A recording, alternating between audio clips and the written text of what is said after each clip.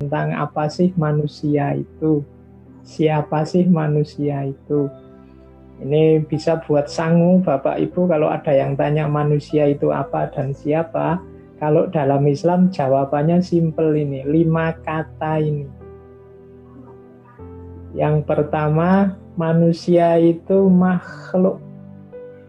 Dia diciptakan. Maka nanti manusia itu tidak pantas dia sombong, tidak pantas dia merasa besar, tidak pantas dia merasa unggul, karena wong adanya dirinya saja itu ada wasilahnya berasal dari Allah, tidak ada dengan sendirinya. Yang pertama, manusia itu makhluk. Kemudian yang kedua, manusia itu mukarrom. Mukarrom itu dimuliakan oleh Allah. Kalau bahasa filsafat, masterpiece-nya Allah. Jadi yang kedua, manusia itu mukarrom. Maka jangan melakukan hal-hal yang membuat turun derajat kita. Kalau ada orang menurunkan derajat kemuliaannya, nanti dia tidak disebut manusia lagi. Kalau Al-Quran kan pakai istilah asfala safilin, itu status kemanusiaannya dipertanyakan karena manusia itu mulia. Kemudian yang ketiga, manusia itu mukallaf, dibebani. Jadi manusia itu punya tugas. Manusia itu hadir di muka bumi ndak iseng. Ada tugasnya, ada tanggung jawabnya, makanya namanya mukallaf. Jadi kita ini makhluk yang mukarrom dan mukallaf, ada tugas. Maka Bapak Ibu harus sering muhasabah, apa sudah aku jalankan tugas ini? Karena kita ini punya tugas. Kemudian yang keempat, mukhayyar. Nah, satu-satunya makhluk yang tidak paket jadi itu manusia. Manusia itu oleh Allah diberi kekuatan milih dan diberi daya untuk milih. Manusia itu dalam dirinya, kalau ikut Al-Quran, fa'alhamaha fujuraha wa taqwaha. Fujurnya dan takwanya kita punya daya. Oleh Allah diberi daya itu, silahkan milih. Kita itu mau jahat bisa, mau baik juga bisa. Sama-sama mampu. Mau bohong kita mampu, mau jujur kita mampu. Silahkan dipilih. Mukhayyar.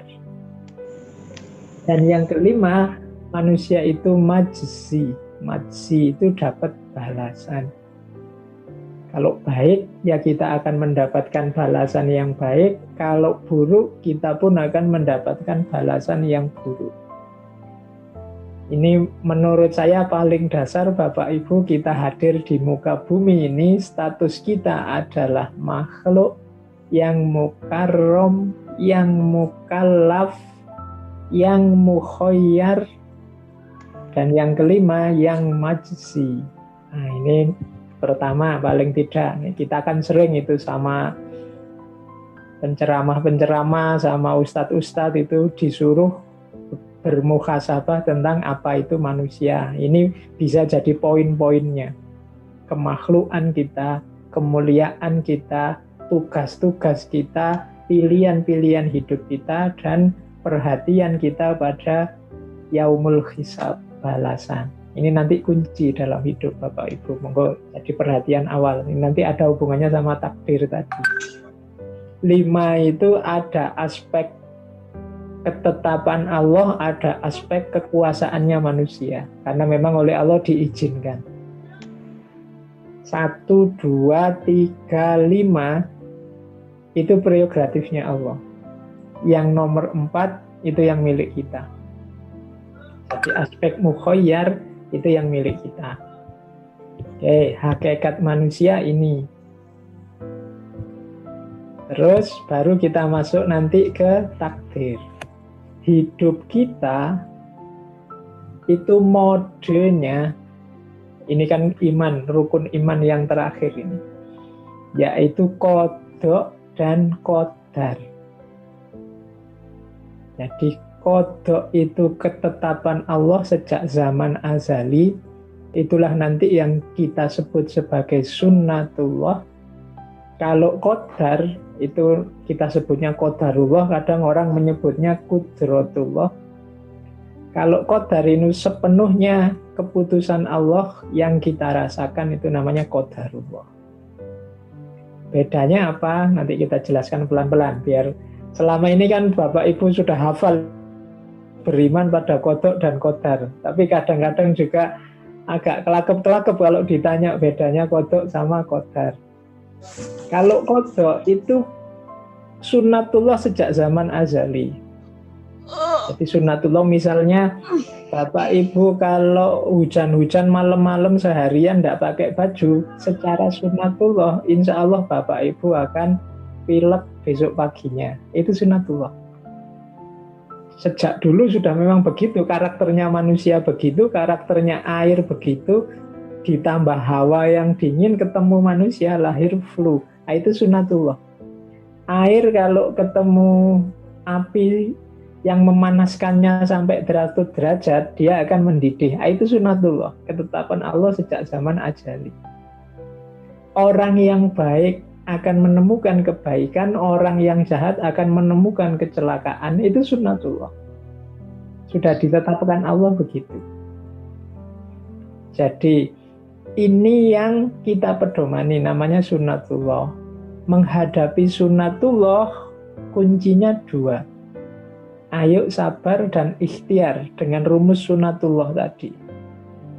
Kalau kita jujur, kita akan menemukan keberuntungan. Ayo kita sabar untuk jujur dan berikhtiar untuk jujur, itu sunnatullah. Kalau kita belajar, sering ikut kajian, ilmu kita nambah, kita tambah pinter, itu sunnatullah. Kalau kita hidupnya tertib, tidak terlalu banyak gula, tidak terlalu banyak yang manis-manis, insya Allah kita tidak kena diabetes. Itu sunnatullah. Ini harus kita pahami dengan sabar dan ikhtiar. Jadi ini qada, beriman pada qada, bahwa Allah ketika menciptakan langit bumi seisinya termasuk manusia, di situ ada hukum-hukumnya. Itu namanya sunnatullah, sabar dan ikhtiar. Selain itu ada qadar. Orang sering menyebutnya qudratullah atau qadarullah. Kalau ini keputusan prerogatifnya Allah. Kalau sunnatullah tadi bisa dipedomani, bisa kita kaji, kita pelajari, rumusnya paten. Tapi yang qadarullah ini sepenuhnya haknya Allah. Harusnya saya belajar rajin itu nanti jadi pandai, ngerti macam-macam. Harusnya. Tapi ada kalanya Allah tiba-tiba intervensi. Mungkin Allah tidak ridho, jalan belajarnya keliru, apa-apa. Terus meskipun belajar bolak-balik tidak pinter-pinter. Itu qadarullah. Sunnatullah itu ya contoh paling mudah. Kalau kita loncat dari hotel lantai 30 ke bawah, secara sunnatullah kita pasti tewas. Tapi bisa juga tidak. Kalau ada qadarullah, Allah intervensi tiba-tiba. Maka berhadapan dengan qadarullah senjatanya 2. Doa, kemudian tawakal. Tawakal itu ya semuanya kita pasrahkan kembali pada Allah. Allah yang maha kuasa. Allah yang ngerti segalanya. Allah yang tahu, yang memutuskan. Itu aspek qadarullah. Kita beriman pada qada dan qadar, ini sebenarnya mirip dengan kalimat kita hidup ini harus berikhtiar mengikuti, memedomani sunnatullah, sekaligus berdoa dan bertawakal menghadapi qudratullah. Jadi ini rumus takdir. Kalau ada yang tanya di mana peran Allah, di mana peran manusia. Manusia itu hidupnya memedomani qada, memedomani sunnatullah. Meskipun kita loncat dari lantai 30 tadi bisa juga tidak tewas, tapi yang kita pedomani ya yang tewas. Kenapa? Karena kita kuasanya hanya di level ikhtiar, di level sunnatullah. Meskipun dalam kasus tertentu ada qadarullah, Allah bisa intervensi. Nah ini perannya Allah ada di qadarullah ini. Makanya ada doa, kita dimohon untuk selalu berdoa agar qadarullah ini isinya yang baik-baik, karena Allah yang memutuskan. Jadi beriman takdir hidup kita itu ada qada dan qadar, sudah dinas oleh Allah secara sunatullah, tapi bisa sewaktu-waktu diintervensi oleh Allah lewat kutub qadarullah. Harusnya sukses, ternyata kok tidak, itu qadarullah. Harusnya tadi malam-malam kita kedinginan, kehujanan, sakit, ternyata tidak, itu qadarullah.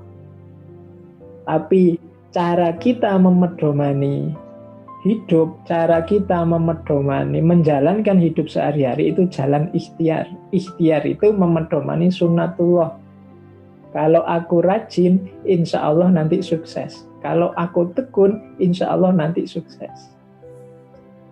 Qadar juga berarti keseimbangan dalam hidup kita untuk tidak pesimis atau terlalu optimis. Secara sunatullah mungkin, wah saya itu Pak pekerjaannya biasa-biasa saja, tidak punya apa-apa, tidak ada fasilitas apa-apa, apalagi hidupku tidak akan sukses. Tidak, masih ada qadarullah. Sunatullah mungkin tidak nyampe, tapi jangan putus asa. Masih ada qadarullah. Imbangi dengan doa dan mendekat pada Allah. Nah, termasuk yang secara sunatullah, wah saya itu sudah kaya Pak, saya pinter, gelar saya banyak, mesti aku sukses ini Pak. Tidak juga, jangan merasa sombong begitu. Masih ada qadarullah. Kalau Allah mau, segala kenikmatan itu bisa hancur dalam sekejap. Itu qadarullah. Mungkin Bapak Ibu ingat ceritanya Nabi Ayub itu kan. Nabi Ayub itu paling kaya, paling makmur, paling sukses, tapi dalam waktu 3 hari semuanya berubah. Hanya 3 hari, itu qadarullah. Kalau dalam pelajaran dari Nabi Ayub kan itu, Nabi Ayub itu dari semua kenikmatan yang beliau miliki dalam 3 hari habis. Hari pertama beliau kena penyakit yang berbau luar biasa sehingga harus diasingkan keluar desa. Hari kedua beliau ini punya 12 putra. Hari kedua tiba-tiba 12 putranya ini keracunan, meninggal semua. Hari ketiga ada bencana alam, angin besar yang menghancurkan harta kekayaannya Nabi Ayub. Dalam waktu 3 hari, qadarullah, kekayaan, kebahagiaan, kenikmatan habis. Nah, itu qadarullah. Secara sunatullah kalkulasinya, ya meskipun hancur, enggak lah kalau cuma 3 hari ini masih bisa turunan ketiga, keempat meskipun enggak 7 turunan. Lah itu sunatullah, tapi qadarullah tidak. Maka jangan membanggakan diri, meskipun secara sunatullah kalkulasi rasional sudah beres, sudah benar. Masih ada intervensinya Allah, juga jangan putus asa. Sepahit apapun situasi, masih ada qadarullah. Hari ini kan kita merasa banyak sekali ujian, banyak sekali kesulitan. Maka jangan putus asa, masih ada qadarullah. Oke. Kita masih punya doa, masih punya tawakal, meskipun tetap harus mengikuti sunatullah. Kita keluar pakai masker itu ikhtiar. Pak, saya pakai masker kok masih kena corona, itu qadar, sudah. Intervensinya Allah. Tapi tidak boleh kita, kalau gitu tidak usah masker lah. Kalau Allah menentukan kena, ya kena. Kita salah strategi, salah posisi. Karena hidup kita pedomannya sunatullah. Kalau pedomannya qadarullah, nanti kita tidak ada ikhtiar. Kalau tidak ada ikhtiar, padahal Bapak Ibu masih ingat ya, kalau tidak ada ikhtiar, nasib kita tidak akan berubah. Ini kan ayat yang sangat terkenal. Innallaha la yughayyiru ma biqaumin hatta yughayyiru ma bi anfusihim. Allah tidak akan merubah nasib suatu kaum sampai kaum itu sendiri yang merubahnya.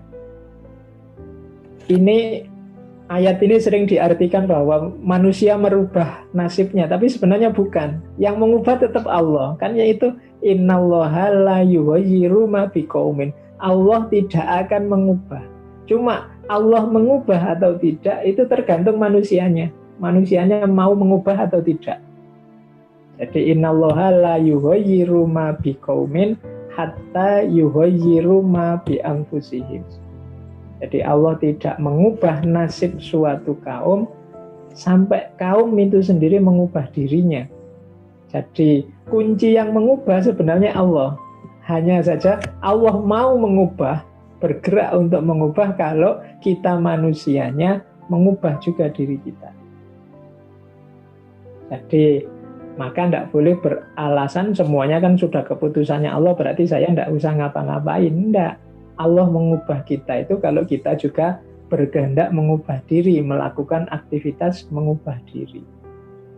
Itu surat Ar-Ra'd ayat 11. Jadi itu sedikit kalau ada yang bertanya tentang takdir tadi. Di mana memposisikan takdir ini, porsinya Allah apa porsinya manusia? Ya kita sebagai manusia bermain di porsinya manusia tadi yang kita punya kewajiban sabar, ikhtiar, kemudian doa dan tawakal.